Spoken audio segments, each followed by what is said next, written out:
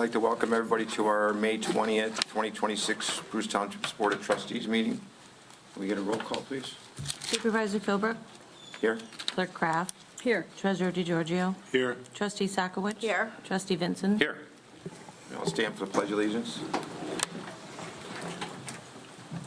Allegiance to the flag of the United States of America and to the republic for which it stands, one nation, under God, indivisible, with liberty and justice for all.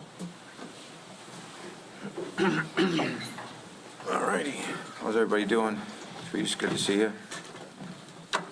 Hey, Clara. How are you? So everybody had an opportunity to take a look at the consent agenda. Is there any deletions, additions, or changes they'd like to make? Yeah, we have an addition with the water fund. We're a little short. Need to borrow $50,000 out of the general fund. Item J then, 7J. Yeah. No, you just add it to the No, consent is it, agenda. would it be? Yeah, it's a consent agenda. Oh, that's Yeah. right. I'm sorry. I'm sorry, I didn't catch that. Would it be H? 3H.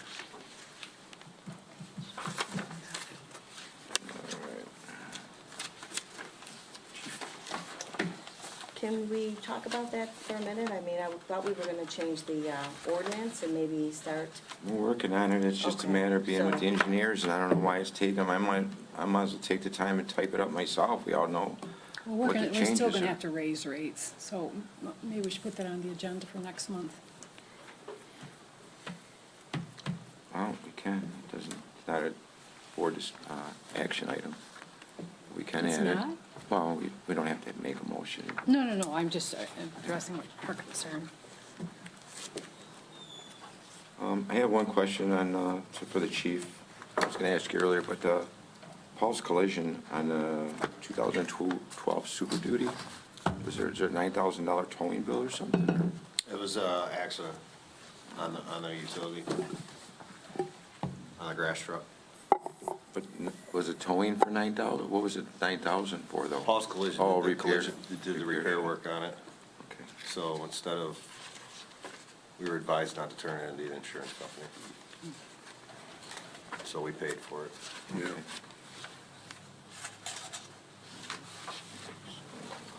So I had a question on the bills. Last month, we had talked about some bills are paid automatically, and then apparently we approved some of them. I understand that like utility bills and salaries have to be paid, but we have a list of what gets paid and then what will not be sent out, or just what is going to automatically be paid, and we'll just assume nothing else is paid until, So typically it's anything that we don't incur a late charge or an interest charge okay. in utility bills. The accounting department would know more about that. You want to speak to that, Donna? That's exactly it. No, and that, I mean, that makes perfect sense. Yeah. But obviously, the bill that was in question wasn't going to incur a late charge, so, but it was paid anyway. So that's just my concern. Okay. What was the bill that you? I don't think you were here No, for that. it wasn't. Oh, Did you get a refund on that, Susan? Was that for the classes, I think it was, for I the, did not get a refund, Mike. No, you can't. That wasn't even a part of the discussion, so. I thought that you were gonna ask for a refund on it. I thought that you weren't gonna No. go to that class. You're still going to that class? No, I'm not. So, but you mailed a check in, so how would you get refunded for We the? got a refund because I Well, wasn't. that's what I asked, that's all. Okay. And then just another question on the consent agenda. We have a request for a leave here. I don't have any details on that. It just says under section 19.1, there's two items. There's a personal leave under 19.1 and there's a medical under 19.1. It looks like it's up to 60 days. Do we have anything in writing on the request for this, or how did this request come in? This is the exact same request we had 2 months ago for Carrie, and you didn't ask then. It's I'm asking interesting. now. I'm asking now. Would you like No. to explain it? Oh, we do have, we have a letter from her. Okay. We do have a request, yes. Great. That we received. Okay. But I mean, being it's a medical, so you didn't include, obviously. Yeah, it can't wasn't, include. no, and I'm not asking for Oh. personal. We were told before for Carrie that she was going off on a medical, and we understood that to be the case. that what So it I don't know says? if this is personal or medical, Oh, it's medical. and that's the reason for the question, that's all. It's medical. Thank you. There's no other changes, any questions? I just had one other question on the budget amendments. For, under expenses, capital outlay, it looks like we're requesting an amendment for $53,739. So what happened was when. What page? once This we is got on the budget all- amendments, Mike, that came, Toward the back. Once we received all of our bills and that, you can't leave, we did have a surplus in some of, especially ALS and fire, so I don't know exactly which jail you're looking at.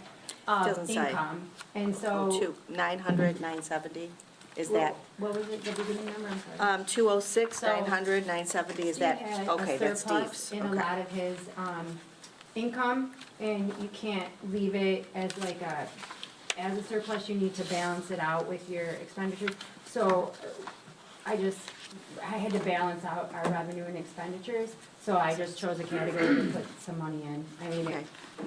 I didn't know, I He thought it was was a just- general. no, Fund. no. Okay. 206 is fire. Okay.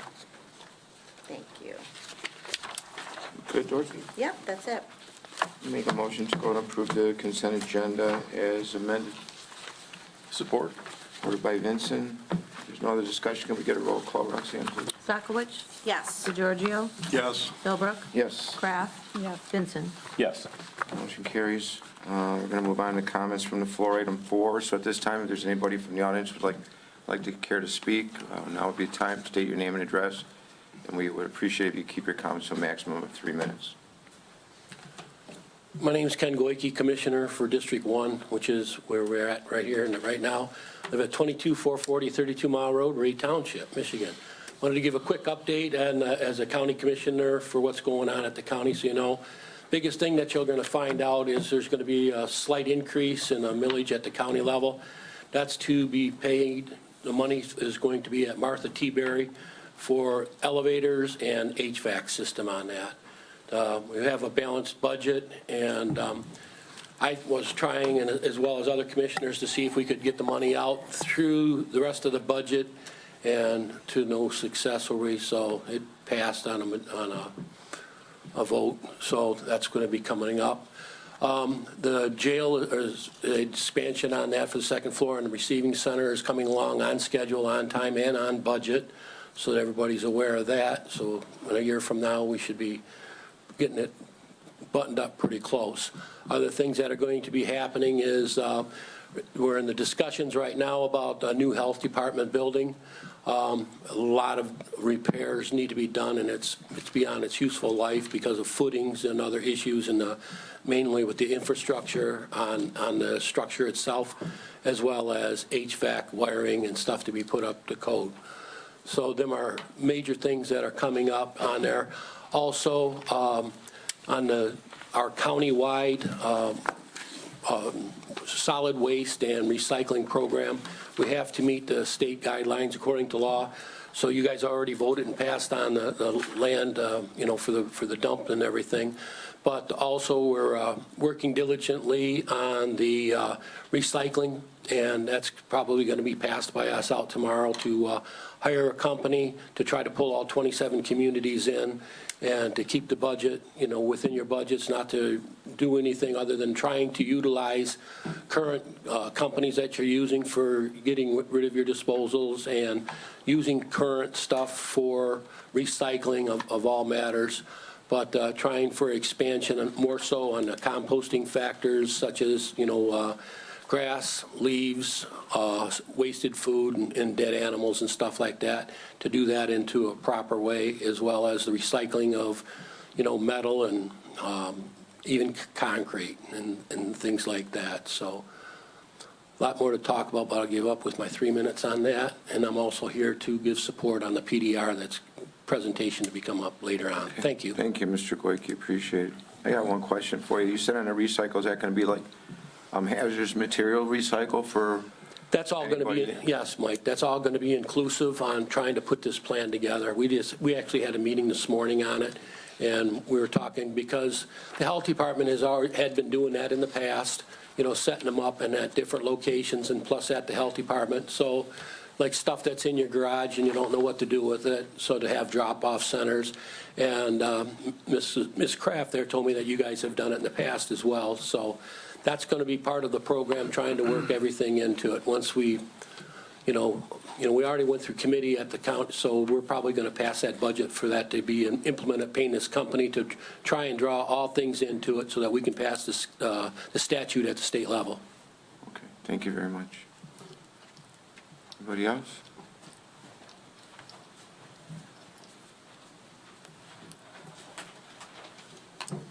Ariana Welsh, 11299 37 Mile. I had two things that I wanted to bring up that I noticed in the board packet. First thing is the Bellbot Services payments. Based on what I had seen from the proposal that really shouldn't have been approved, but nonetheless, here we are. It looks like the whole month got paid for April, but if memory serves, it was half of a month, and we didn't start till April 15th. So it didn't seem that that was right, that that was the amount that was paid out on that. And it's over $4,000 a month, so that's definitely something to be looked at. And then secondly, it kind of bothered me that the language that is in the copy of the millage for tonight, instead of for the police millage, instead of saying 4 years, is saying 8 years. That's not what was talked about before. And it is very troublesome that because we had to add a dollar amount in, that didn't get added at the board meeting that was approved, that this seems awfully sneaky of adding additional time in without any other public discussion. So it would be really proper that the community understand that what they're looking at and have an opportunity to see what they're talking about in that, and tabling it tonight so that that language can come up at next month's meeting. Thank you. We have a town hall meeting on May 28th, I think it is, Yeah. regarding the police millage, and I think that something should be transparent for the town hall meetings, so that people at the town hall would have an idea. And I thought that our attorney put this wording together, this language together before, did he not? Yeah, So it was that- the exact same thing, I just added the numbers, so. So we've known the numbers Amounts, kind of not change the.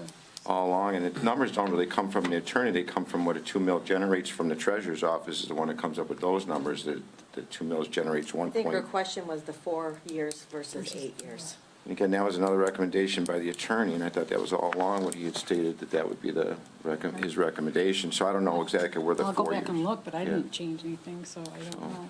And he didn't resend anything, I just added the numbers, so. Yeah. In the contract with Bellbot Services, we accepted a payment plan on monthly amount, which I do have it highlighted in my paperwork, that we're only supposed to make 7 installments, no matter how many times they cut the grass, or how many times they do cut the grass, I guess. So I did question that also, as a matter of fact. And what we agreed on originally with the contract is what we're going to end up paying. I can assure you that. So. Was that in the contract that was presented? Yes, there is one, we can make 7 installments at, I don't remember exact dollar amount, but there was in the contract, and we did accept the 7 installments, and again, that still saved the township, again, I don't know the dollar amount on that, but quite a bit of money by going into 7 installments. And I've already got compliments on how the grass looks, and weeds have been taken care of, we had a substantial weed problem before, so. Just didn't follow the article, but. You would be, if it was the other way around and we were paying $7,000 more, I don't even remember what we saved. It's probably about $3,000. $3,000 more. We're saving the township taxpayers $3,000 more. And I'm going to assure you, at the end of the year, we're not going to pay more than that. And we're getting a better quality job. So I don't know what you want us to do. You want us to go with the old company to charge us $3,000 more, and it looked like it was looking like it was getting out of control. So, we were trying to do the right thing I here. would just like you to follow what you post, just what it says in writing. Trying to do the right thing on what's best for everybody in the township. It's not an opinion. I don't know these people personally. We're just doing what's best, so, thank you. Is there anybody else for public comment? Therese, help yourself. Okay, so my comment, and I see it's on the agenda, that's why I don't know what you're going to talk about on the police millage. for unfinished business. But I was at the committee meeting, and there was some interesting facts. I don't know what's all going to be presented when you do the town hall, if it's all the facts that were there that night, or if there's some other things that have come up. I understand the sheriff's department didn't want to partake in that meeting, but I would hope that there'd be some information available. I mean, Frank was there. You're supposed to have some stuff available for us from the sheriff's department on how this would work if this millage passed. Some interesting facts, though. It wouldn't really matter one way or the other. These were the facts that they said, that to make people comfortable, no matter what happens, you will always have service. Whether you vote for it or you don't vote for it, you will always have service if you have an emergency. So that was important to know. Also that the crime was down, that was also very important to know. And then the cost, when, Mike, you were mentioning about what a 2 mil would cost, Frank mentioned at the meeting that it would be about $850,000 plus whatever goes on in the union contract. My question is, are we going to touch base, obviously, on all of that at this town hall meeting that happens? I mean, and how many from the board are actually going to be there? Do we know? Is this a regular board meeting, town hall, or how does that work? It's technically not a board meeting, but I plan on being there myself. I know Frank's going to be there because he's on the committee, obviously, and we got to be careful we don't have a quorum. Right. You know, so, and the town hall is obviously to inform the public, to answer questions. Appreciate you being on the committee, appreciate Mrs. Welsh for being on the committee, to get these answers that people might have, as such as yourself. We'll bring those answers and possibly a good, you know, educated opinion to the town hall. We're going to be counting on the people in the committee, the chair of the committee, Jim Santilli, to go ahead and educate anybody on any of the questions. And we're going to have a second town hall. We're not going to be able to get all the questions answered at the first one. Okay, and then, like I said, the sheriff department bowed out for that one that we had, the meeting that we had, but will they be at the town hall? Do we know? I can't speak on behalf of the sheriff's department, but they've been given the proper information, and either the crash data, traffic safety information, calls. I think that stuff's being supplied by the sheriff's department. We don't even know if we're going to end up going with the sheriff's department. We're going to contract with maybe an outside law enforcement agency, but, you know, again, we may have to look at the Village of Romeo as well as the Macomb County Sheriff's Department. Okay. I was just curious on how this town hall was going to happen and who all was going to be there providing information. So the committee meeting was very good. I will tell you that much. It was very informative. Frank would be able to attest to that. We got a lot of good information on that. But we just didn't have sheriff there, so I was just curious. Thank you, Mike. We should all be able to go since we're not voting on anything. I mean, I'm fine with that. Why not? Right? Yeah. I mean, it's not like it's Yeah. As going long as to you're be. not making any decisions, there's no Right. reason to get together. Public comment still open, if there's anybody else at all? Now we'll close the public comment. All right, we'll move on. Let's move on to item 6A, which is our, on our unfinished business, our out-of-town policy. David, you had put these in there. Is there anything you see? I don't see anything out of the ordinary in this one. It looks just like exactly what we discussed at our meeting. You want to make a motion to accept and file? Sure. Make a motion to accept the out-of-town policy for deputies as written. Support. Support by Dorothy. Can we get a roll call, please? DeGiorgio, Yes. Kraft, Yes. Sakowicz, Yes. Vincent. Yes. Philbrook. Yes. Okay, motion carries. Move on to item 6B, our contacting the township attorney policy. David again. You know, this didn't actually come from me. This was a question that came up when we were talking about, you know, adding policies. And I understood that there had, you know, been some contact from someone maybe that shouldn't have. So I thought it was just us defining who can contact the attorney. So I have one small issue with it, and one of them is that on our ZBA line item for an application for a zoning board of appeals or for a special land use, we do have a fee on there for attorney fees that the applicant does pay. My planning and ZBA coordinator do have to contact the township attorney, and a lot of times, you know, so I would like to at least add you got the Just say planning with commission chair, but. permission from the supervisor. Yeah, well, I mean, technically, they do contact me and let me know, but it's not listed as somebody that would be able to, you know, contact the attorney. So are you saying the planning commission chair? I mean, the chair, both those chairs are The on chair there. is on there, yeah, Yes. but I'm saying, before it gets to the chair level, sometimes the chair does have to contact the attorney, but there's also questions that arise during the application process. So, Can they direct them to the chair to make the phone call? I mean, the chair's not here, but I mean, there's a lot of moving parts within the application sometimes. I mean, this is not something that's being abused by the planning commission coordinator or the So ZBA you coordinator. suggesting like all the members be able to No, call, just the or- coordinator, Oh. that would be Okay. be added to the list. So, So planning commissioner, chair, and well, Coordinator. and it's a And- ZBA coordinator also, technically. with approval from, Yeah, that would be put with approval from the supervisor.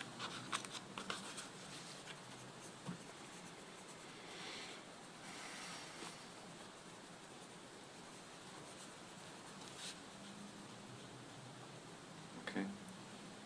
So I'll make a motion, to go ahead and approve the contacting attorney policy as been amended to add the coordinator to both the planning commission chair and the ZBA chair with approval from the supervisor. I'll support that. Supported by Vincent. If there's no other discussion, can we get a roll call, Roxanne, please? Sockowitz, Yes.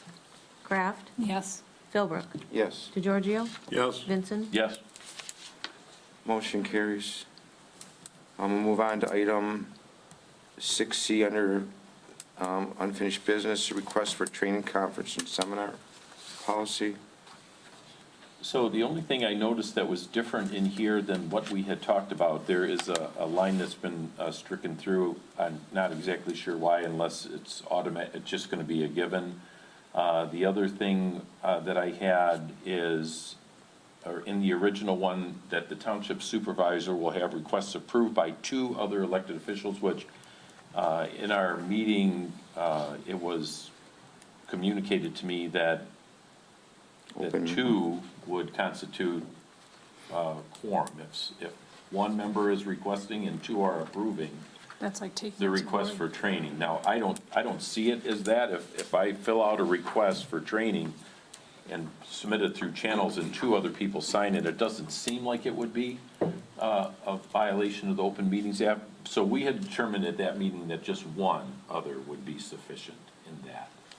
I agree, I got it marked as a violation of the Open Meetings Act. Okay. 3 board members approved. Yeah, so I just wanted to point that out. Okay, does anybody have any And I discussion? think you I don't know if you did that, Susan, but I is did. if it's a required training, we wouldn't really want to have us voting that they couldn't go. 'Cause it's I required, guess. it's If it's a mandatory. required by the state that they get the certification, I think that's different than going to a conference. Yeah, and the only reason I put it as if possible is because there may be times where it's not possible to send someone to training, even if it's required. Maybe they can catch the next train or something like that. So that's the only reason that was there. But apparently, the supervisor or Supervisor Philbrook would know that, and they would be able to approve it or not approve it. So I'm good with it stricken. I mean, part of the continuing education, I think, is, if it is part of their job, it is our obligation to make sure that they get the Absolutely. continuing education that they, I don't think we would deny that, but Right. I mean, we may draw the line as far as what can be taken online and what could be done, out of town, possibly. So, is there a correction that you want to make, Dorothy, or do No, you make a suggestion? It made sense to me to. Well, it maybe was just, take you that were out. correcting from 2 to 1 Right. on the approval, right? Okay.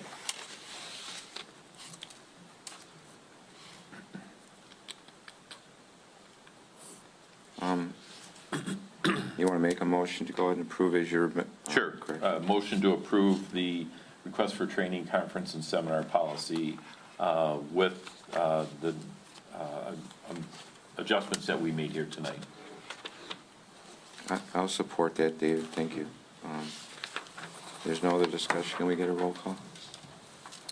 Philbrook, Yes. Kraft, Yes, DeGiorgio, Yes. Vincent, Yes. Sockowitz. Yes. Motion carries.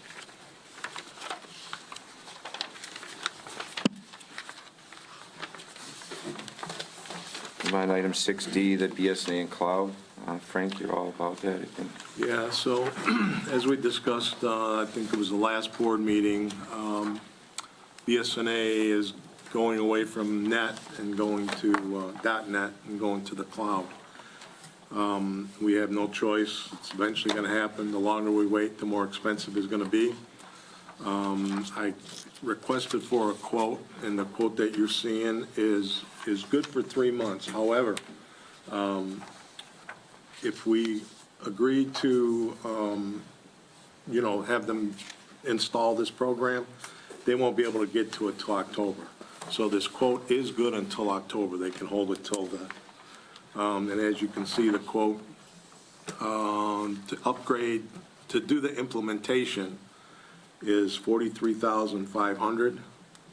And and then the annual fee would be $36,485. And that payment, you can see on, I don't know if you are looking at it, but on the bottom it has the payment schedule. First payment of $21,750 to be invoiced upon execution of the agreement. Second payment of $36,485 to be invoiced upon subscription start date for upgrade modules, and then the third payment of $21,750 to be invoiced upon completion of the upgrade implementation. And any money that we have left over from our annual fee that we pay now would be then taken off of the payment schedule. Is there going to be any training required as a result? Yes, yep, there will be training with all of it. Is that It worked tells into you all in the quote? services that are included, the upgrade implementation. Okay. Our assessor, I believe they do different municipalities, but I believe it's Lake Orion. He said he just started using it over there, and he said he really likes it. So, The original, I thought that originally we were looking at a price of around $36,000 total annually. No? It is That's annually. annually. Annual, That's it an is. annual fee. We're looking, I mean, I hope your memory's better than mine, but do we have $79,000 budgeted for this first year to take, because it's going to have to come out of this year's budget. So we don't. We budgeted somewhere in the neighborhood. That one. Well, it's got to be a split cost. I mean, we'll have to take a It'll look be at it. split between all the departments. you're right. So, I mean, like it is now, but, and I think what our annual is, 7 to 9 now or something? So we will be able to apply, it won't be as steep this year. I mean, it's gonna be because of the 43,000 original, but we did raise the 0.5%, so, it'll definitely be tight, but the way, when we were on the phone call, it's inedible that we're gonna have to do it, and the longer we wait, it's gonna cost more money. 'Cause It's like 15% of our revenue, our taxable revenue we receive. So the total cost will be paid in this fiscal year? Yeah. Or is it just depend, because he said it's Well- good until October, so that third payment even, do you think that will all fall in? This, It all fiscal falls in year? this Yeah, year, well, because, I mean, our right. Not fiscal year till goes through March, from next Yeah. March, so it's all gonna Okay. fall in this fiscal year, absolutely. But, I Okay. mean, going forward with the 36,000, and that gets split between different departments, but. Which we have a new line item in each department, I think, now for We to do. cover some of this, so. yeah. But not that much, because it was never that much. It was- Right. Before. Frank, when do we have But that a 0.5% can be contract, added or to each of the departments? Did we Or sign not, it already? for this? no, we didn't sign nothing. This is the quote that you're seeing right here. Do we have to look at a contract and have the attorney look? When we need to have it signed by? You said that this is good for 2 months? This is or- good for, till October. October. So we can wait till the next board meeting if you want the contract. Well, I be think looked the at attorney by should the take. attorney. Yeah. Yeah. Maybe we could send that over to the attorney and put it on the agenda Yeah. for next month's board meeting. Can do that. Okay. So, 2 questions come to mind. Have they talked about the annual increases that they anticipate? Because once they have all of our data, I mean, we're gonna have no choice. Right. So, I mean, it could be 10% next year. They say that the monthly, or the annual fee doesn't necessarily go up that high, maybe 1 or 2, 3%, but it's the installation fee that goes up anywhere between 10 to 12%. Yeah, I want to say on average, it only went up a little bit this year from last year, our annual fees, but they, I mean, they already have all our information. I mean, Well, we we- already go through BSNA. Right. I think Frank did, we tried to contact some other ones and they were more Really expensive. expensive, yeah. And they don't Understood. offer, there was some that were just as expensive, but they don't offer any of the stuff, the accounting modules and the building modules, so you have to then get other software to take care of that. Yeah. So once it's all updated, will we just be looking at that 36,000 a year? We won't have that additional Correct. 40? Correct. Right, the 40 is It's just a just a- one-time fee to implement the whole thing and then to make all of our, what's in BSNA now, transfer over. It also includes training for everybody because there's going to be some differences in the program. Okay, and the other question was, since our information is stored in-house on our own server right now, is High Tech, Centaurus going to be involved in any of this transfer? We have additional expenses there. That I'm not aware of. If we need to Okay. get them involved, I can find that out. I think we did ask them on the phone because essentially you could access this from anywhere. Right, And that's true. I think we said we had to contact them to see about, like here we have the dual mobile and, how that would have to factor in, if someone was going to log in from somewhere else besides here on our desktops. So we will have to Because get you them would involved. be able to have access from anywhere. You would just log in as yourself. So that is a phone call we need to make. Well, once BSNA has this hosted in their location, after it gets there, I can't imagine High Tech is going to be involved at all.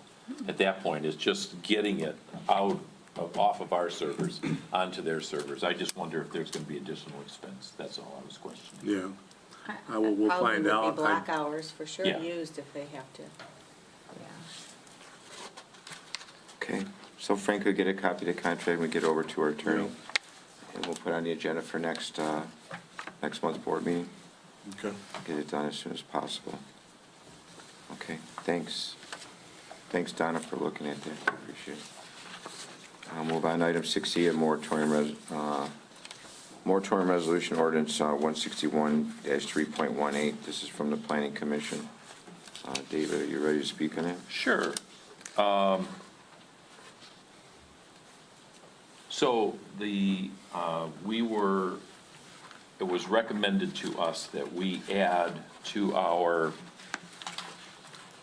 zoning ordinance the ability to adopt moratorium by resolution, because that language doesn't exist at this time. So, was it you that sent out the interpretation from the attorney? And there was some question there as to whether or not we can actually do this, because we don't have anything right now. So it has been established, we voted on it as the Planning Commission to adopt this section, a new section called moratorium, it's moratorium by resolution. And you have a copy of that. It would be section 161-3.18. So we would be able to adopt a moratorium for up to 6 months. This would actually be in our ordinances, and then we could extend it if necessary. Yeah, go ahead. I don't have from the attorney that you sent out in front of me, so I think the main thing that she was concerned with, I think the attorney says, is if it's challenged in court, it may not stand up, Yes. is the problem. We do have, I think in the state of Michigan currently, right now, 252 other municipalities have all placed a moratorium on these data centers. I mean, we could be challenged in court either way, with a moratorium or without a moratorium. correct. But obviously, we have a moratorium in place, and we all see the lynch mobs and the people that are at the podium, and like, we don't want no data center. And if we don't kind of listen to what the people have to say and do something, at least we got action showing that we've got a moratorium in place. And I think that these people would probably, if it did get challenged in a court of law, if we used their taxpayers' dollars to hire an attorney to go ahead and fight on what they believe on, I don't think it would be so bad. They wouldn't look at it wasted money. We're fighting on Right. behalf of what they say. And if we lose in a court of law, at least the judge is the one that makes that decision. It's not the township. We didn't sell them out. And just to be clear, from the planning commission's perspective, we are not, we don't have a moratorium on data centers and computer processing centers. It's on high-use Right. Industrial applications, all of them, not just data centers. Right. And that was It's a one of key. the reasons that that was done. Right. No, I agree. We were basically, I think we were the first people, and we put that first moratorium on December 15th board meeting in 2025. So I think that the motion still got to be into the purpose of the moratorium, still has to state the purpose of the benefit of it, and I think it's listed in the wording, David, but I don't know if you wanted to read in paragraph B of the ordinance. Yeah, I can read I'm that not in. saying, or, it's not paragraph B, it's under the whereas, under the IRO moratorium of 2026-8, this, where it says increase in interest in the industrial uses. The purpose of it is because it may cause a significant demand on public utilities, that line. And that's the reason why we're doing it. Yeah, so are you talking about the other? I think he's looking at this one. Yeah, so this is that was something that we used to draft this ordinance. So you should be looking at ordinance 161-03-26. It's a two-page. Yeah, I Looks like got that. that also, and then, but it basically says under your moratorium, under item C, that the moratorium must, basically, the resolution must state the purpose of the moratorium and include findings of the township board that's in support of the moratorium. That's what we just don't need to list the items that are, So that was a part of the earlier justification that we used to establish the moratorium. This is what we're working on now is the actual ordinance, not on what we had before. right, which is this here, and it's in the wording in there already. So is this moratorium then have to come back because you No. did that? I mean, This is an ordinance, Right. how do we adjust ordinances? how do we adjust them? Yes, so I assume we vote, does it Yeah, have to be a yeah. hearing on this, or do we just No, because adopt it's this a ordinance? zoning ordinance. Yeah. So that's what we're hopefully doing today. We already have the moratorium in place. Well, the resolution, when we made that motion, it was contingent upon the attorney seeing it, and then she came back with that, so we might have to redo this because that happened after. She had not seen it yet. So she hasn't seen this actual ordinance, all she's seen is the I don't know if she's seen the resol- ordinance, I'm just talking about this resolution. We passed Okay. this contingent upon her seeing it, and then I sent you all her, Yeah, but that's what she, these are two different things, so. I don't recall exactly what I sent to her. What was in the last packet that you guys sent? Do you remember, was it one of these documents, David? I don't I remember. assume it's the one you're looking at, Item, the one that we already adopted. That's the one you're looking at. This is different than that. We adopted a resolution, a moratorium is what we adopted on high-use, intense-use properties in our LI1 and IRO districts. But we don't have an ordinance, and what I understand we're talking about tonight is we are adding an ordinance to our collection of ordinances that allow us to have moratoriums by resolution. We don't have that currently.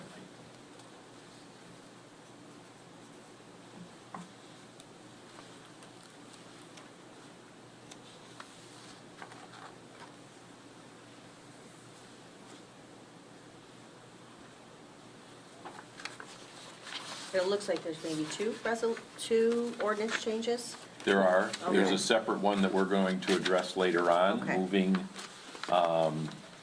the data centers and computer processing out of a regular approved use to a special land use. And that will also give the township the ability to evaluate what's being proposed, rather than it's already an approved use, but that's later on in the meeting.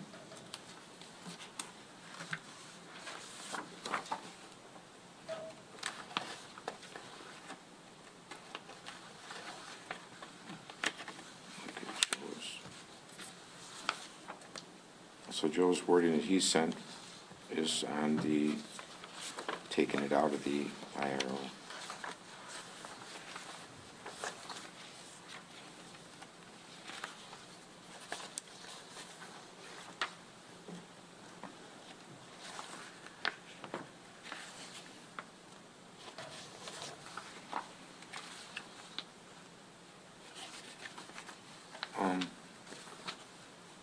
No, I think we got, I think what we got is what we need, and I think that this is the same thing that the attorney looked at.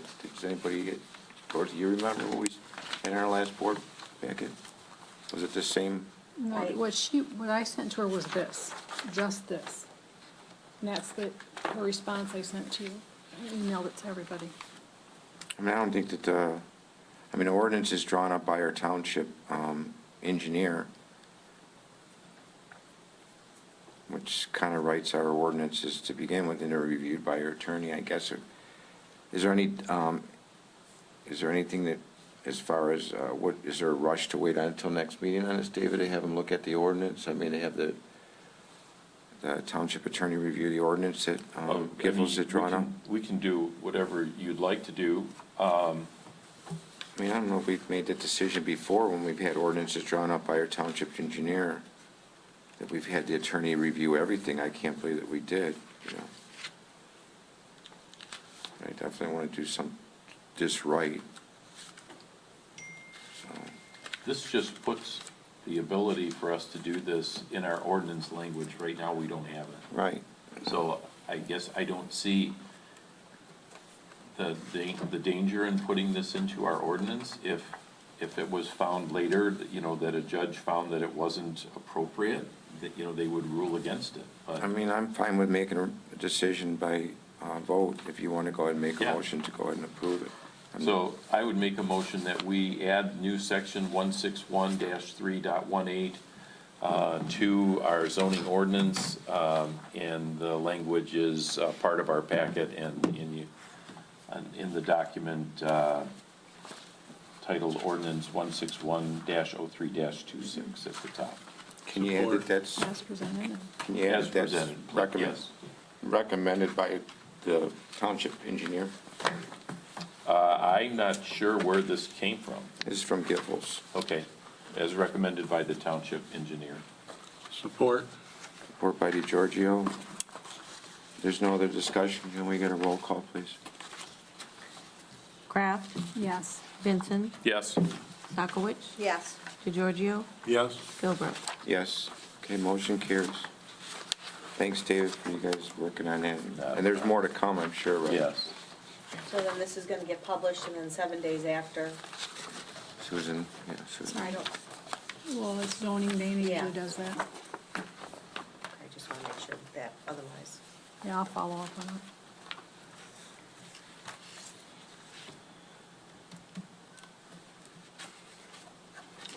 Item 6F, the police millage. Susan? Well, it just didn't have, you hadn't put the number in the language, the 1,054,000. Frank, where did that dollar amount come from? You gave it to me? And Did you get it that's- from Mitch? Yeah, that's right, Yeah. it did come from Mitch. So,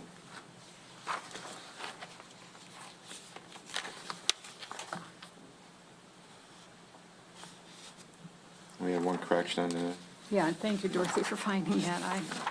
It came from him. I don't know, something must have come in a special meeting, he just redid it, but now I Okay. showed you the correction. It says regular meeting now, rather than special. I'll make a motion to go ahead and approve the ballot language as presented with the dollar amount of $1,054,498.92 to be placed on the November 3rd ballot of the general election.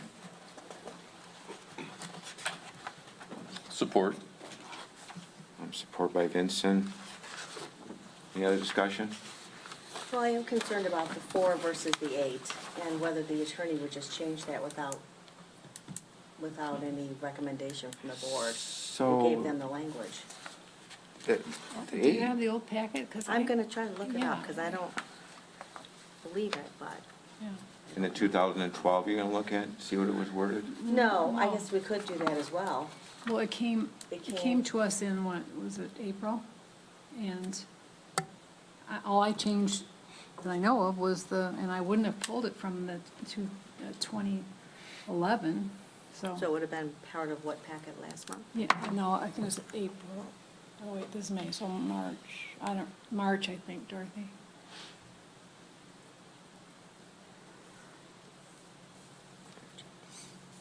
Can we give the opportunity, maybe the committee could look at that and then possibly make a recommendation on a term on it?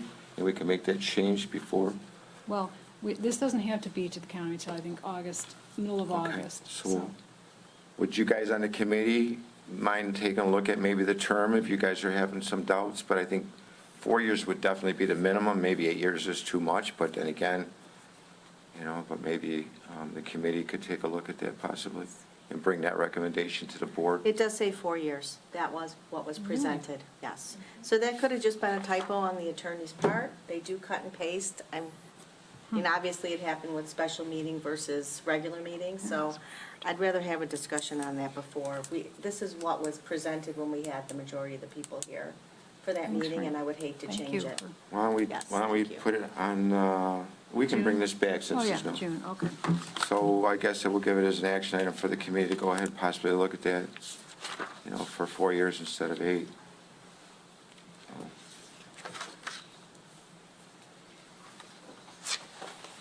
All right, no action. So we're going to table that, or? Yeah, Table it till Sure. next month? yeah. So you're going to withdraw your motion? Yeah, yeah, well, I'm just correct, thank you. Withdraw my motion. Thank you. Oh, Okay, item under, looks like 7A. Parks and Rec interlocal agreement extension. Claire, is that why you're here? You've been patiently Mike's. waiting. You want to go ahead and come up to the podium? Where's your commissioners? They sent you? Yeah. I don't know, because I like to come see the board. To you? But I'm here basically on behalf of the commission. They asked our lawyer to come up with options because within the interlocal, under 10A, when it's talking about terms, it's pretty vague now. It only talked about the first 2 years and then after that. And then 2 years after that. So he came up with 2 options for the township boards to consider. The first option is basically states that it would renew every 2 years, but ongoing until one of the townships decides they don't want to do it or the voters vote it down. And then there would have to be a 90-day written notice if that were to take place. Or option 2, it would be renewed every 5 years with a 1-year notice if either of the townships decides differently or the voters, again. The option 2 is what the commission prefers because of the planning and development that we're working on with the master plan and our capital development plan. 2 years just doesn't necessarily always cut it. The 5 years would just allow for a better stability for all of Because the you above. have to renew that every interventions. 5 years, Every correct? 4 years. Every 4 years, Every okay. 4 years. So that's really all this is about. It would be the third amendment to the interlocal. But something does have to change. But the only way to change the interlocal is if both townships agree. So I'm going to Washington after this. Yeah, I think I talked with Bob a little bit about it. So we make a motion to go to approve option 2. Washington decides just to go to option 1, then we're back. Then I'm going to come back and see you. We would have to, then at that point, both are going to have to decide on one option or the other. I'll make a motion to go ahead and approve option 2 as presented for Parks and Rec interlocal agreement between Washington Township and Bruce Township. Support. Support by DeGiorgio. Is there any other discussion? If not, can we get roll call, Roxanne? DeGiorgio? Yes. Sockowitz. Yes. Vincent. Yes. Philbrook. Yes. Kraft. Motion carried. Sorry, Claire, I didn't know you had to go to Washington. I Yes. got you up soon. What is it? You didn't let me answer. All right, thank you. Thanks. Thanks. See you, Claire. Thank you. Move on to item 7B, which is staffing discussions. I don't have any paperwork on it. So that is something that I had asked to be put on the agenda. We have an open position right now. I had the ability to interview Candace after she left, and she was basically of the, of the mind that the work, she had essentially no work to do other than answer the phone and send out the utility bills. And seeing out that position is empty right now, this would be a good time to adjust it where it doesn't impact anyone. If a new hire would accept that that would be a part-time position. So also in doing that, I looked at the both positions that are in the clerk's office. Candace has one, and then Amy has another. And it seems like with the overlap here that probably both of these positions could be part-time. And while they're essentially both empty at this point, with leave of absence, and then the other position not being hired, I think we should just have a discussion about what our needs are. Well, first of all, they're my needs. They're in my office. I'm drowning right now because I don't have support. And I'm really surprised, David, that you would not come to me and ask me about that or talk to me about that interview. I'm also surprised that you didn't include someone else in the interview. That is past practice. And also, we have to be careful because we're talking about a former employee, and she should be afforded the right to be here. And if she's not here, and if she, also the choice of closed session or open session. Okay, I didn't include you in the conversation because it wasn't you who requested that Dorothy and I speak with Candace. So No, that- I mean, why didn't you come back to me and ask me about what happened, or even offer, you don't have any staff, can I help you, can I do something for you? I'm not sure. I got no conversation about Yeah. the whole thing Well, it was a with anyone, request. so, It was a request from Supervisor Philbrook to Dorothy and I. yes. Okay, so, yeah, I mean, And I unfortunately, don't. I wasn't included in it. Correct. And that So- wasn't because I couldn't make it, it was because. Right. So Dorothy and I she wasn't- communicated with she each other wasn't ahead willing of to time. include me, so I'm not sure what that was about, but, She was resistant, right. to include you. So I conducted the exit interview, and I replied to Mike. He asked me to do the interview. I responded to him back with the findings of the exit interview. I really feel it should have been two people, whether, I if would- it I wasn't would've me, preferred it two should have been people. somebody else. Yep, yeah. For it to really would've hold preferred. weight as far as, We also negotiated that position with the union to make it a full-time position. We gave away a lot in order to make it full-time. She wasn't completely trained, and she wasn't even doing anything. Part of her job description is to be working in the treasurer's office. He never called on her to do that. There are a lot of things still in that position that she, because she was training, didn't get the opportunity to even work on, so. Treasurer's office never called on her, because by the time we were done collecting taxes, and she was still training, so there was no time. Well, I'm just Or you saying, needed she to train. didn't have an opportunity to do the whole job. So I would find it very surprising if the union would be willing to give up 2 full-time positions. So one of the reasons that I find it appropriate to have this discussion is because for the last 3 months that she was here, she was the only person there. The other job was empty, and she still found it so boring, she had nothing to do. She said, other than doing bills, and you have her phone number, you're welcome to call her and verify the information that I'm giving you. I mean, she may talk to you. I assume she would. She was hesitant, as I say, when she called me back. We did this interview on the fly. I didn't have prepared questions. I just talked to her kind of as I did.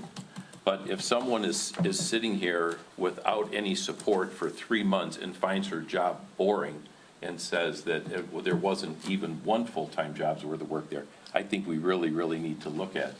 Well, I you know we have a job description for that particular. Correct.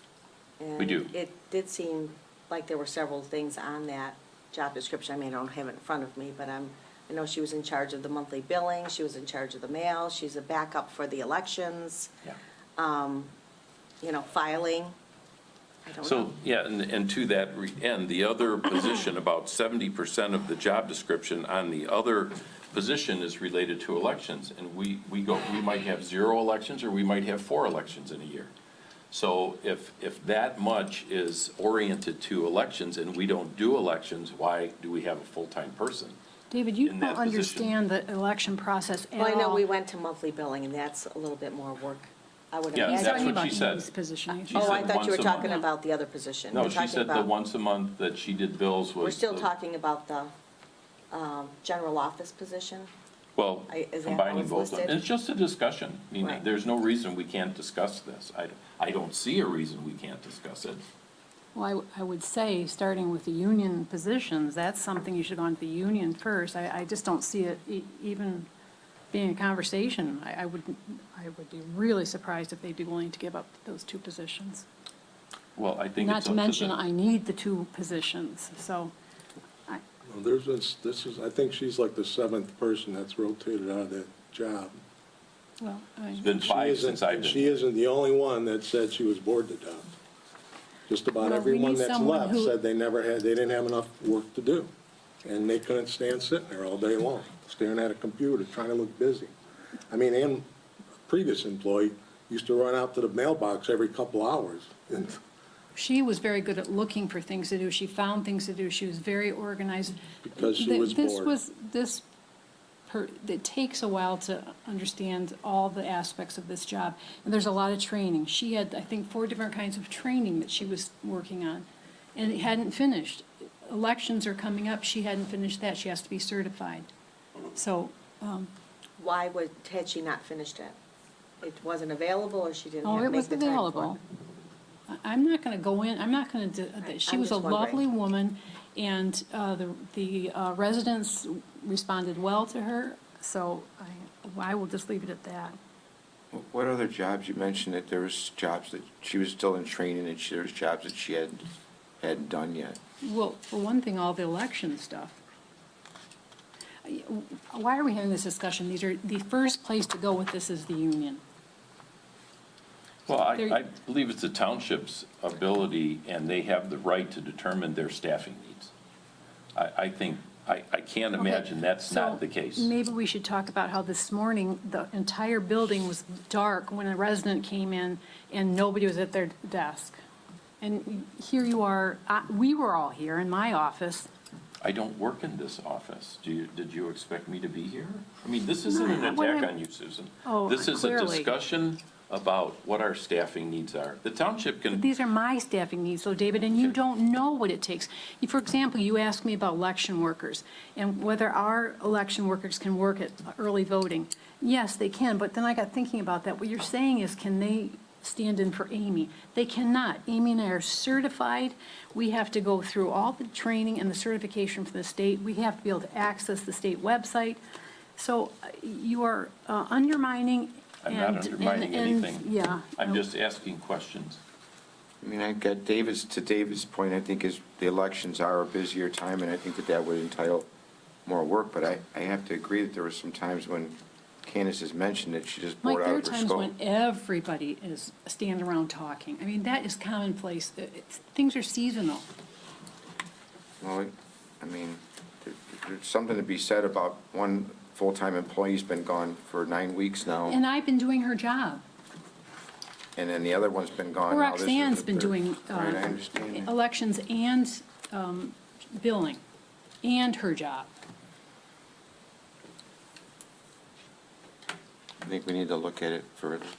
So, and just as a question, has there been any need for overtime due to lack of staffing in the last 3 months. Yes. Just in Mike's office. No, we had, That wasn't- Roxanne does work She's doing extra her time and additional hours. overtime because of utility billing. So Okay. Roxanne has been working some overtime. I've been working long days here early, on weekends, I'm taking things home. This is not personal. This is a Oh. discussion about whether the township needs 2 full-time employees. On my when there- staff. When there is apparently not a need for it. That's all this is a discussion. I am one vote, and I'm just bringing this up. I think we need to look at it further. I don't know. And I don't know, can we do this in closed session, or is it a violation of closed session, or is there, Don't discuss staffing. in I- closed what do you- session, so what do it's you- gotta be an open session then? Well, if you're talking about a person, it has to be, that person has to Talk be. about consistent. position. I mean, This is just positions. I don't, there's no names. I mean, with it. I work, and, obviously Roxanne works on the same side over there. I think there could be discussion, but I do think that maybe, like you said, day to day, there might be a lighter day and a heavier day. Tax season for the Treasury office is obviously very, very busy. Off-tax season, not as busy, but still. Still busy. Still busy. In our office, audit time, very busy. Off of audit time, we're still busy, but not, crazy busy. And I think that would be the same, yep, she does billing, that position has billing once a month, but once I believe you get somebody in there, and I think where, there is, I've only been here a year and a half, but there's been quite a bit of turnover, or, it was Roxanne, but she then moved to our, accounting, Carrie moved to assessing.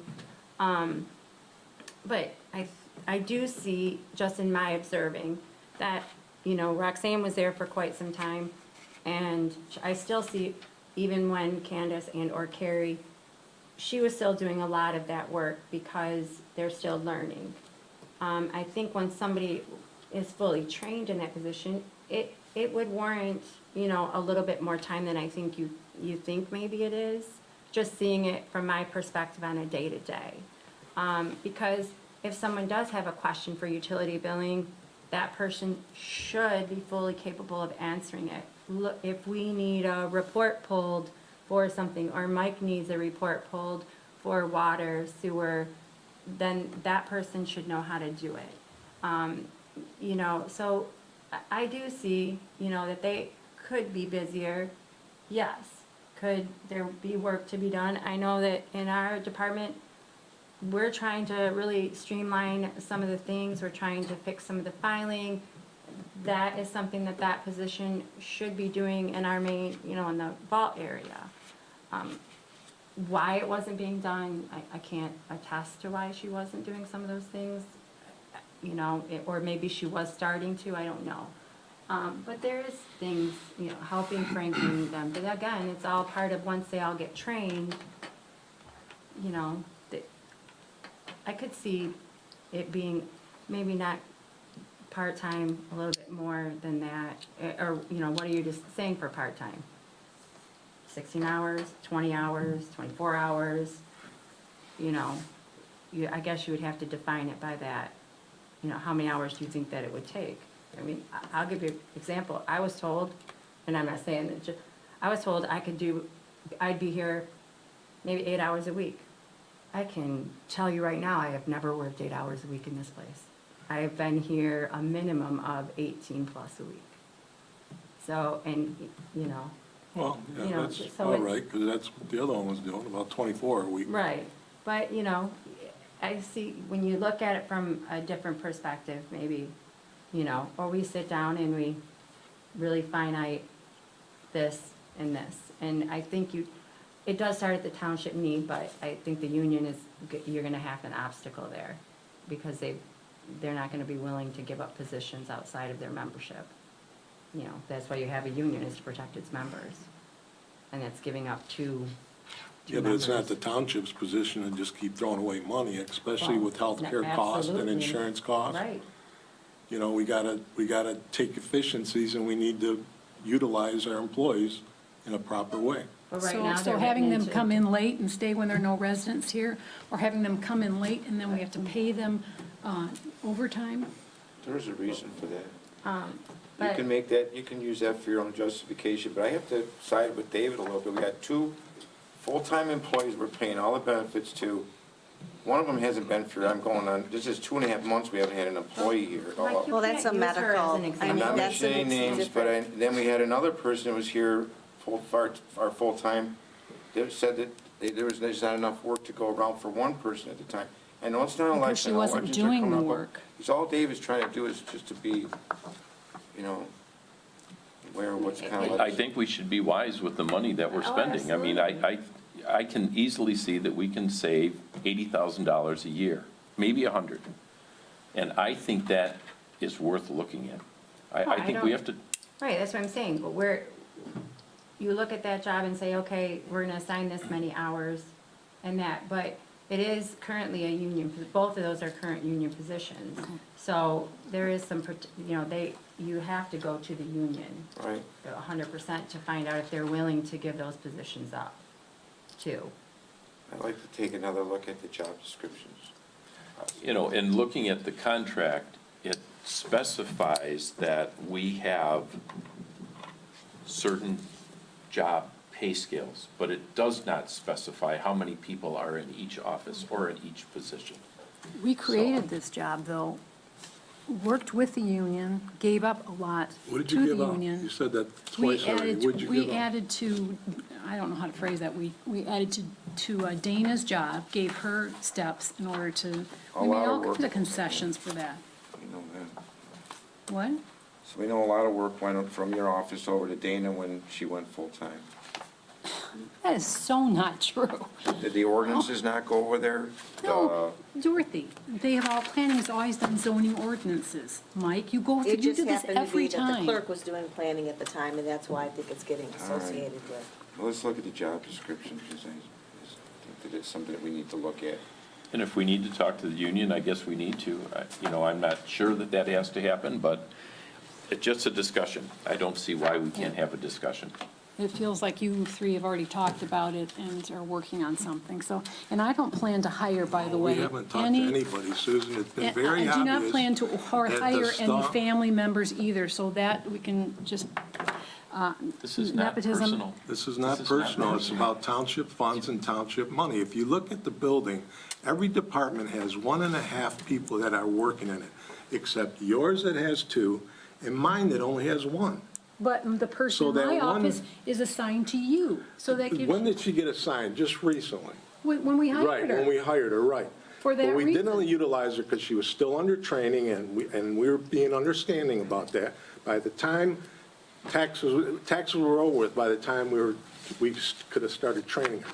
But my point is, what I'm trying to say is that maybe that position can still be a full-time position, but they're not going to sit in that office all day long. They should bounce around between mine and building.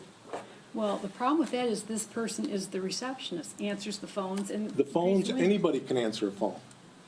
Anybody. That's part of the job description, Frank, when other people are not there. Well, the phones work in every office in this building, so anybody can answer a They phone. all ring into that office, though. Well, Okay. let's figure out how we're gonna handle this. I think that there's some future discussion needs to be made, but I mean, this is during a public meeting. kind of. That's where we have to discuss it, right? A public meeting. We'll just bring it back at our next meeting with maybe more information. Maybe we can all gather some different information. I'd like to look at the job descriptions, myself personally.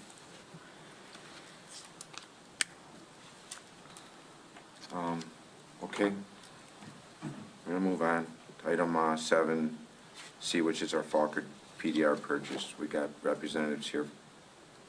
Candy Cook from the PDR Ag Board. I think we got Dan Grimshaw too. Yeah, why don't you come on up too, Dan? Ken, I don't know if you're.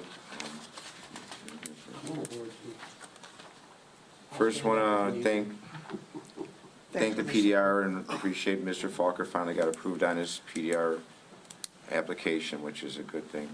After how many tries? Quite a few, and that's where it shows the PDR process at the state level is very competitive, and took a number of tries and stuff.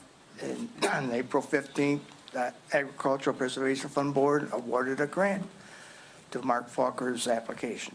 And that's where I'm here tonight, to kind of explain what the process is going to be, try to answer questions, and Mr. Grinshaw from a title company in that part. But my first question is, does everybody got a good or somewhat understanding of what we're talking about, purchase of developmental rights? Maybe for the, Explained it last time. but maybe for the people at home, can you just give us a kind of a quick scenario so that the people at home might understand what's going on? What it is a state-run program at the Michigan Department of Ag to preserve farmland. And what this program is, it purchases developmental rights. It gives out grants to local municipalities to purchase the developmental rights on farmland, active farmland. It's like putting a conservation easement on it. The property owner still owns it, but in exchange for giving up their rights to split it up, build houses, or change use, they're given some funds. It's the purchase part. Just like if, my easiest example is a water line or a sewer line going down the road or whatever on Pike Post property. The person still owns the property, but the municipality has the right of way for that sewer line and nothing can be built on it, which is the same with this farmland preservation. The property owner still owns it, but they sold the right of way to develop, to split off lots for perpetuity. It enables the farming operation or future farm operations to come in and continue. And it gives open space, green space to the communities, plus providing an agricultural base industry in the county and in the municipality. So Mark Falker was able to sell 30.5 acres back in 2008, and he's been applying ever since to get the rest of it in. But this is a statewide program, and it goes by points and scoring and that, and like I say, it's very competitive. And he made it. Yeah. And I'm here to kind of answer questions, but also the next step is for Bruce Township to hire a title company to do the title work that meets the standards the state wants for the title for the conservation easement between Bruce Township and the state of Michigan. And it's not an easy thing. Richmond Township's done about, I think, 4 or 5 of them already. One time they tried with a local firm with no experience, and there was a snafu. It didn't go too well. It didn't get completed. There was always hiccups, and they weren't able to meet what the state was requiring. So Richmond Township turned around and went with Mid-State Title Company, which Dan Crenshaw operates, and was able to get it worked out and going. So Mr. Crenshaw can explain what the costs are. The state is willing to reimburse the municipality up to $1,000 for the cost for doing the title work, which is reimbursed once the paperwork's all finalized and filed in that part. And again, this is part of the group of the 6 townships, northern part of Macomb County, which I'm currently chair of, made up of the 6 townships. Also, we get representatives from the county, one of them being County Commissioner Ken Goike, who's been very helpful and valuable from his experience of serving in the state legislature, and now as county commissioner. Plus, he does have some farming background. He understands what the ins and outs and what the municipalities and farming experience in that. So with that part, I'd like to introduce Mr. Dan Crenshaw to answer questions, or do you have something, Mr. Chairman? Jeff Schroeder's also here. You may want to Well, mention, he's part I'm of. going to get to him too, because Well, he's sitting down there pretty quiet and peaceful. he's the one and his co-workers at the county planning department who does a big file for the state's application for this. If it wasn't for him and his staff and his co-workers, we wouldn't be at this point. Because with Mr. Falker's enrollment, Macomb County's going to have over 500 acres preserved. So it's been a great group working together. And like I say, with Commissioner Ken Goike and his experience with the legislators, has been invaluable. So, Mr. Crenshaw? Thank you. My name is Dan Grimshaw. I live in Tuscola County, so it's not just a hop, skip, and a jump down here, but it's worth doing. I've been involved with the state of Michigan's PDR program since 1996. I had just opened my company, and my first involvement was with a lady named Peg Coring, that name doesn't mean anything to you, but anybody that's in the conservation industry knows. She was out of Chicago and was looking for information in Saginaw County that I was able to obtain for her, and she said, well, if I ever get a deal, I'll call you. I said, yeah, right. I've heard that before. 2 months later, I got a call for a property in Ypsilanti, 1,500 acres, sweet corn farm. They wanted to do a PDR on, and I went down and did that one. From that, I've gone from Traverse City to the southernmost part of the state of Michigan, from this lake shore to Ludington and Muskegon, with apple orchards and peach orchards and cherry orchards, you name it. The issue that comes up generally is trying to help people understand. Look at it, in the title world, we look at it as if you had a quiver of arrows that contain all of your property rights, because you all have property, I would assume, houses, land. In that bundle of rights you have, one is to sell it for development. All the farmer is doing, what this program does, is you become the owner with the state of Michigan in the one arrow out of their quiver for developing the land. It doesn't give the county or the township or local residents the right to go hunt on their property. It doesn't give them the right to go drive their quads across the property. It is their land. But they can't develop it. It is permanently set aside as farmland forever in your township. If you want to keep the flavor of your township and the concern about the data centers, and I will tell you, I live in a community as a former county commissioner where the battle was over wind turbines and solar farms is ongoing. You haven't had that down here yet. Yet. Don't be shocked when DTE or Consumers Energy comes in and wants to put in a 500-acre solar farm, because your rights to stop it are there. It is now controlled 100% by the state of Michigan. The only way that you could stop it would be with a PDR, because of its conservation rights. If the development rights are gone, that includes solar farms.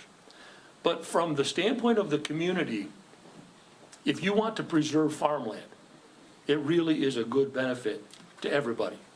It keeps the character that you want. It keeps the sense of small town America. I know you're right next to huge developments all over in the southern part of this state. We don't have the pressure in Tuscola County you have here, because these farmers are passing up opportunities for thousands of dollars extra per acre to put a subdivision in. And yet, it's worth that, because farmers, the one thing I've learned over the years, farming is not an occupation.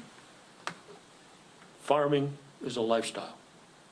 It doesn't matter if they're cattle farmers that I've worked with, peach growers in Muskegon, cherry farmers in Traverse City. It is a mindset, it is a lifestyle, it is an occupation. Farmers are not the most trusting people in the world.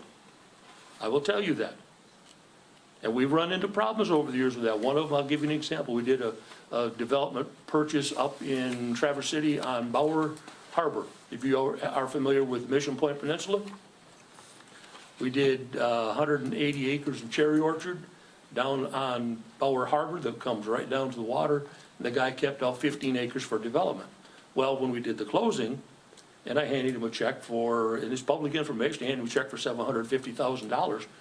He said, well, this isn't going to be told to anybody, is it? I said, yeah. It's going to be right on the documents recorded in the Register of Deeds office, so all your other neighbors know how much they were paid, how you were paid, so if they want to enter the program, there's money in it. Well, I told him I was only getting $1,200 an acre. I said, well, you shouldn't have lied to him. Bottom line is, be honest. But it is a good program, and I would encourage you to do it. We will work if you choose to come with us, and I've done it with the state of Michigan now and Little Forks Conservancy and Saginaw Baseland Conservancy, bunches of them across the state. And we will work directly with the county clerk because she will be involved in this transaction. The township supervisor will be involved in signing of the documents. So it'll be an ongoing thing, and it takes some time. The state of Michigan for the program, we have to go back to the 1930s to find everything we can on the property. And generally in Marketable Title Act, it's 40 years. You can do the math. 40 years from right now only puts you back to 1980. In order for us to find the right-of-ways that are out there for Consumers Power, DTE, other entities, gas lines, we've got to go back to the 1930s at least, and sometimes even further, because where the more developed land is, you've had utilities here far longer than they've had them up north, and far longer than we've had them in Tuscola County. So those are the things that I do in the research, that it goes far beyond the norm for just doing a 40-year marketable title owner's policy. An owner's policy of title insurance will be issued to Bruce Township and the state of Michigan. You will both be co-insured. That's their insistence, and that's the right way to do it, because it is a public trust, and it is public dollars being used. People need to know what's going on, that it is something that's beneficial to everybody in the community. Do you have any questions? Write out a big check, you can buy more land. If you want to do a donation, they'll take your money. Am I right? Okay. Well, obviously, I'm on the PDR committee, or on the board with Mr. Koike and both Koikes, Jeff Schroeder. The board is basically, we're only looking at one application in order to go with one title company, but the PDR board has looked at mid-state title company is the best option, and there's a reason for that, because they've used other title companies and it was issues, and they ended up going with mid-state anyways. So that's why the recommendation is coming from the PDR committee to go with mid-state to take care of the close and title work on this project, correct, Ken? Correct. So, And just to settle any fears or whatever,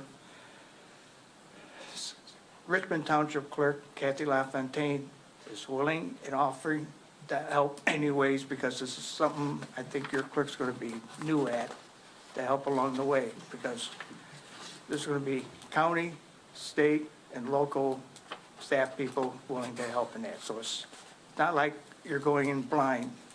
It's just hopefully one of many more applications to be settled and done with.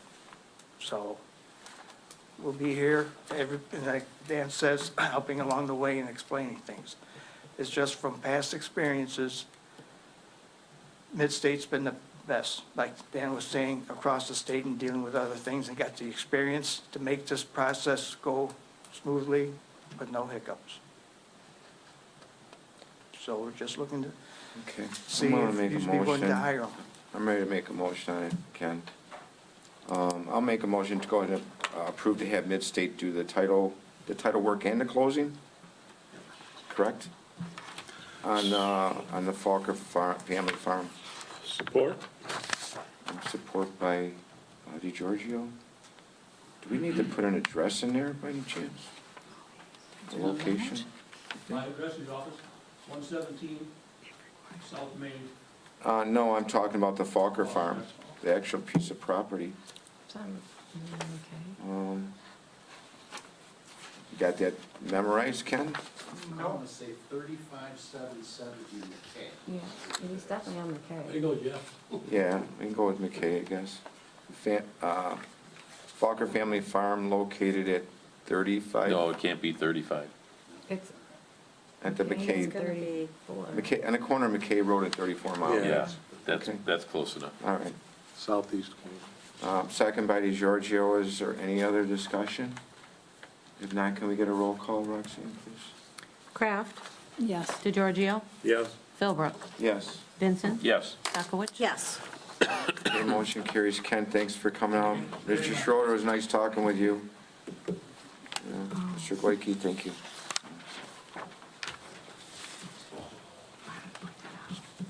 Make the next meeting at 8:30 instead of 7:30, okay, Ken? Farmers get up early.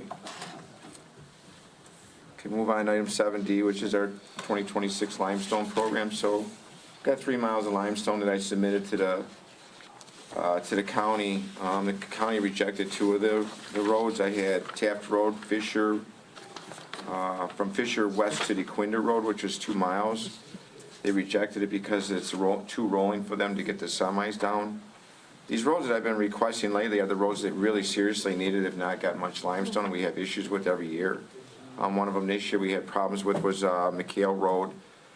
In front of Heather Hills, there was cars getting stuck because the mud was so bad and the frost was coming out of the ground. We can't get them to bring any limestone down any of these. McHale Road, Fisher Road, it's too hilly. I've also made a request to do Mountain View Road at 32 Mile Road, north to Gate Street, and they denied that one also. These are issues, place I have complaints on.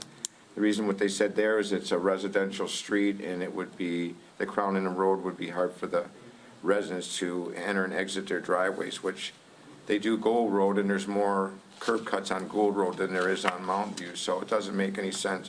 So I had a conversation with Leo from the Macomb County Department of Roads this year, or just recently, and what we're gonna try to do is, he's been promising me that he would be sending out smaller trucks with limestone to try to get some of these target areas. And he's currently waiting for me to come up with some of those locations. So I'm going to send him these other locations where we do really need some limestone, and possibly get some help in those areas. There's also an issue with the surcharge. It's going to be kind of heavy this year because of the fuel rates. And I don't think that we've got the money near budgeted for the additional costs on the fuel surcharges. I know Ray Township is not going to participate in the limestone program this year, and it's not like it's going to go away if we don't participate one year. But I'm thinking that maybe the route we're going to go. I would like to do Reed Road. It completes that section of the township that we didn't get completed. But that would be about it. But right now, I can bring more to our next meeting possibly. So you said all 3 of these have been kind of rejected? Well, Reed Road is the continuance of a partial from last year. We did like a mile of Scotch Settlement where it turns into Reed, and they didn't do all the way down Reed Road, so it would have been just a finish to do that. I'm not really sure I can get that half mile only done this year. But we're gonna get limestone done, but we need to get it into some more target areas, like, something just as simple as Peters Drive. I've been trying to get limestone on Peters Drive to get a top coating just a little bit on that. They did 35 Mile Road, but they won't back one semi down Peters Drive. So, it's important in these areas that get quite muddy. The school bus is there, the kids are standing in the mud, and there's water sitting on the shoulders of the road. So, this is what residents kind of looking at. So that's where that's at right now. There's no action on the limestone. Okay?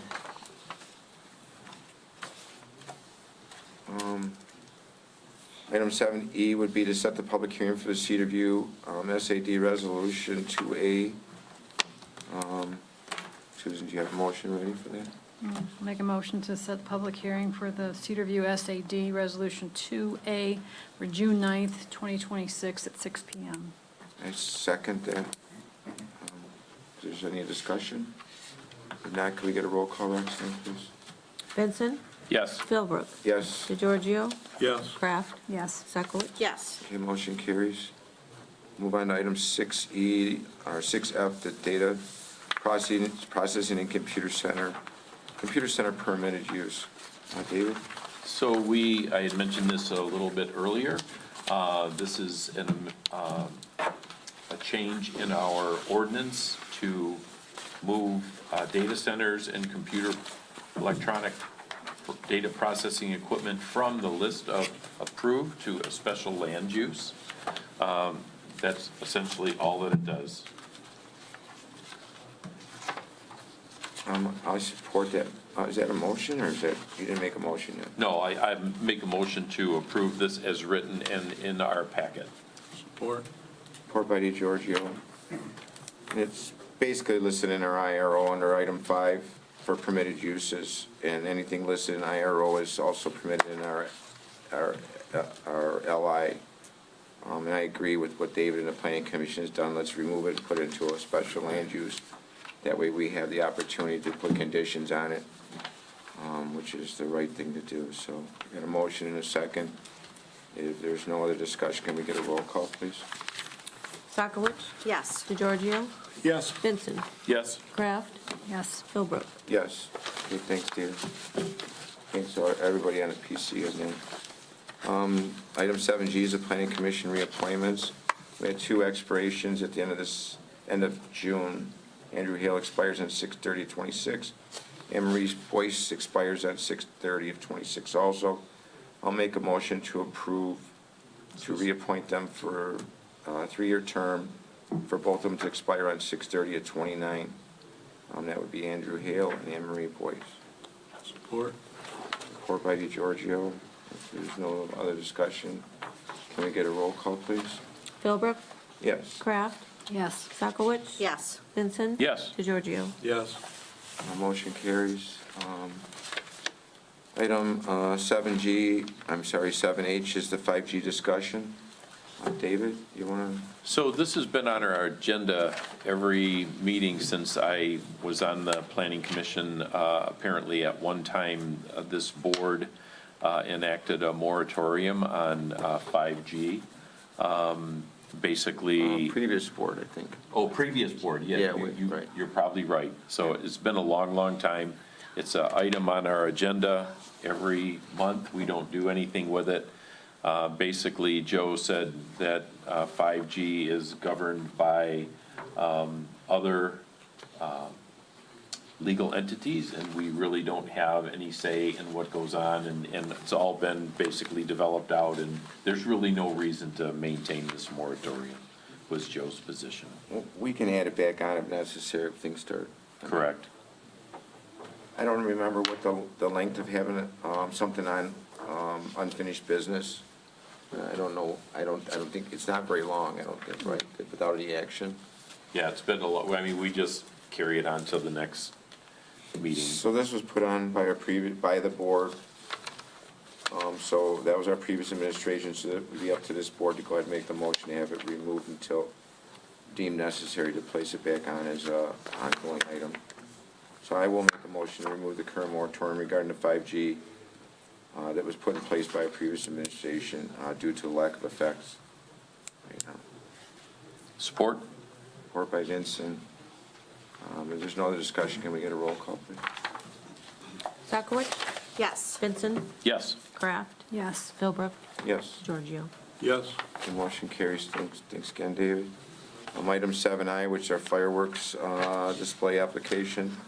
Chief, I think this would fall out on your desk if you had an opportunity to look at the application. It did fall on my desk, so I did look at it. It looks like the same company that does the fireworks in the fall is the same company that will be doing the fireworks here, and it will be at Crystal Diamond.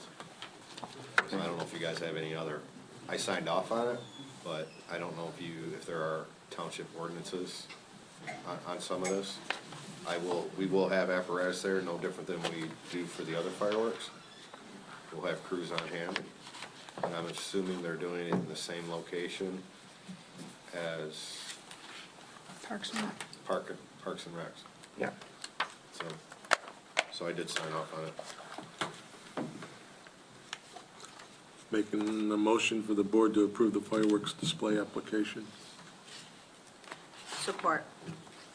Motion by DeGiorgio. Second by Sokowitz. I don't have any other discussions. Anybody got any questions? Nope. Can we get a roll call? Philbrook. Yes. Kraft. Yes. DeGiorgio. Yes. Sakowicz. Yes. Vincent. Yes. Motion carries. By the way, that's going to be June 26th is the scheduled date. Approximately start time 9:30. If it's a rain day, the alternate day would be the following day, which would be June 27th. And that's at Crystal Diamonds for anybody that may want to come out and bring the family. And it looks like it's going to be pretty good. They've got, look at some of the mortars that they're going to send up. Is this for Parks and Rec? No, this is not. This is Brand another new. one. Different. But they're going to shoot off 250 3-inch shells, 100 4-inch shells, 55-inch shells, and approximately 10 various barrage cakes with 3-inch and smaller. So those shells, 5-inch shells, are pretty big. So it'll be a good show. Down to communications, before we go into closed session. Dorothy? So there was some discussion today about overtime. I received information from Donna today. Roxanne has 11 hours. So we approved her up to 5, and this is a result of billing issues. It says bank reconciliation, utility billing. So those are, and I want to thank Roxanne for doing that additional job. I know to have somebody just step in that seat and be able to do sewer billing and keep everything flowing on a monthly basis is not an easy thing, and we're lucky that we have someone that can do that. So I appreciate that very much. And we also had 5 hours additional that came from the Planning and Zoning Department. Apparently, there was some software issues, so we had 5 additional hours in Planning and Zoning. And I think they were working with the Planning Commission in order to like get things over back and forth, Yeah, so. I don't know, I'm not a computer savvy person and understand the technology. We did order a book to kind of, and Susan did get it, it did come the next day. And it's a Microsoft book, it's, I don't know how many pages, 300. But these were like after a full day of work, so that was Yeah. from 4:30 until 9:30 at night, I know. so, just so the board is aware of that. Yeah, like I said, I've had a talk with, regarding That's all I this, got. Frank? I don't have anything. I'd want to, well, do have something. Just want to go off of what Dorothy said. Thanks, Roxanne. She's a great employee. She goes above and beyond all the time. That's all I got. And Donna's getting some. Oh, Donna, yeah. Well, I tell Donna You that. can't look over there Of course, Donna. just to recognize one person, Frank. It's okay, Frank. Susan, what do you got something? She might remember that. Just that we've been added as a cooling center for the summer, county. Okay, good to hear. Dave? All good. Chief, I know you got a lot to say. Mike, you like it when I say stuff, so I've been quiet last couple of meetings. You know, I do have a couple things. First of all, spring has sprung in Bruce Township and Romeo, so we're very busy. Last month, we had 164 calls. 96 were in Bruce, 68 were in Romeo, and already this month, we've already done 130 calls. So we were getting busy. I would like to read a letter of recognition to the crews on a call that we just had. I did pass it out to you guys, so you have a copy of it. On behalf of the department, I would like to sincerely recognize the outstanding efforts of the crew members who responded to a recent EMS call involving a 76-year-old township resident. What began as a reported difficulty breathing emergency quickly became far more serious and life-threatening incident involving an accidental gunshot wound, requiring immediate action, sound judgment, and exceptional teamwork. Upon arrival, the crew quickly recognized the severity of the situation, identifying a life-threatening gunshot wound with a sucking chest wound, also a pneumothorax. In a moment where every second mattered, they responded with remarkable professionalism, calmness, and skill. Their ability to rapidly assess the patient, provide advanced treatment, and work together seamlessly played a direct role in saving a life and ensuring the patient arrived at the hospital in stable condition. I want to personally commend the following personnel for their dedication and exceptional performance: Fraley, Karam, Holcomb, High, Val, and Legree. The actions of these individuals reflect not only a high level of training and competence, but also the compassion, courage, and commitment that define the very best of our profession. In an incredible, stressful, and demanding situation, they rose to the occasion and made a meaningful difference in the life of a member of our community.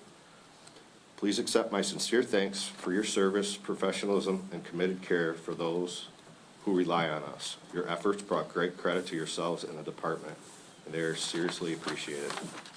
So thank you to everybody on that call. Thanks, man. That's That was a awesome. great job. Yeah. Can I explain what a pneumothorax is? Sure. So a pneumothorax is it's when the air enters into the chest cavity and it fills up the pleural wall where it collapses one lung on inside of your body. And when it collapses that wall, it creates pressure. It actually can create pressure where it's going to deviate the trachea and push pressure on the other lung, which also can compromise your heart. The way to correct that, in order to let that air out, it's a surgical procedure, and I know it sounds pretty simple, but you take a large bore needle, like a 14 gauge, or grab a 10 gauge, and you insert it through the second intercostal mid-clavicular Mid-clavicular intercostal space. Right. Second to third rib intercostal space. until all of a sudden you're going to hear the air start rushing out, and all of a sudden you see the immediate relief on the patient's face. It's unbelievable. So, Interesting. and then the next step would be to insert a chest tube, which is through your anterior ancillary fourth and fifth intercostal rib for a chest tube, correct? I think that's right, if I remember correctly. But it's not something you see very often. Kudos to the guys that made that, assessment on that patient, because it probably, that patient could have crashed really easy, so. It's a good Since job. the call came in as difficulty in breathing, so, Yeah. from the patient. So, Really, from the patient himself? The patient? The himself? patient called and basically said he was having a hard time breathing. Oh, my goodness. And when you got there, you realized it was a gunshot? He neglected to mention. He Wow. neglected Didn't to tell him that. mention that he had shot Wow. himself. Amazing. Yeah, so it was no, it's awesome.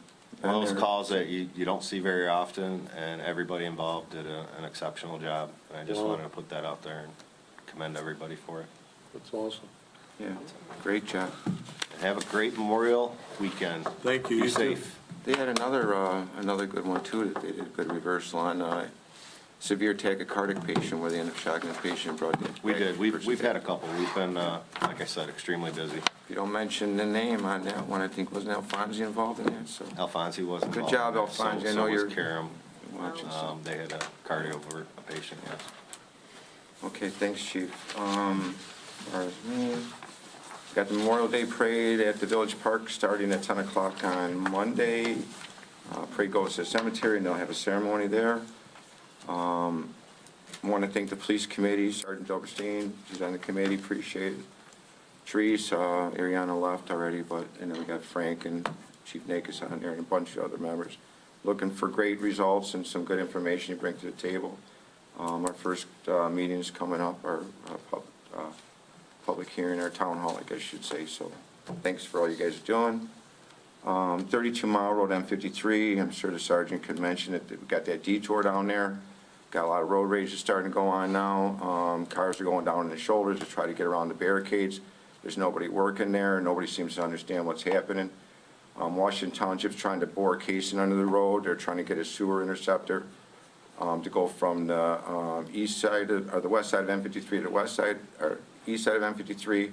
During the process of boring the casing under the road, they were running into some large boulders. They pulled some large boulders out from underneath the road, which has created a void underneath that southbound lane that's shut down. They cannot open it back up due to the fact that it's going to maybe cause a severe cave-in and while somebody's going over it. They can't push the casing through anymore because they ran up on some more rocks and the casing started to ride up in the air, so now they need to do what they call an open cut. The state of Michigan's involved, which is an MDOT highway, trying to get permission. So it's turned into kind of a mess. I know that there's been a lot of frustration. Everybody that does go to work that way is really having a hard time. They're looking at a possible detour to shut the road down. They're talking about shutting the road down on a Friday afternoon or Friday morning and keep it closed all the way until Monday and hopefully have it corrected by then. The issue is on Friday evening, traffic is quite stacked up as it is, and it's going to be kind of tough to shut both, shut that lane down as people are going home. The northbound lane will always stay open, but so we're working on it. We don't have a game plan in mind. We're waiting for everybody to come together. We did have a meeting last week, and I'll try to keep everybody informed, put something on the website, but it's unfortunate. I told them, I made my recommendation was that they're using southbound lanes. They got one lane open, the shoulder's almost wide enough for another lane. I says, what we used to do on the highway a lot was we would put a temporary shoulder in. We would add so many feet onto that shoulder. It would create a second lane. Then you have 2 lanes of traffic going southbound. You would just detour the traffic onto the 2 lanes and you continue going. So they're going to look at maybe putting in a temporary lane in to use two lanes going south. So that way the traffic will flow and they won't really be shut down to 1 lane. So, but that's it right now. So other than that, that's all I got. Everybody else have a great holiday weekend. We have to go into closed session. So I want to thank everybody for coming out, everybody at home. Have a great weekend. Sergeant, thanks for coming. Carson, thank you. I'll make a motion to go into closed session to. Support.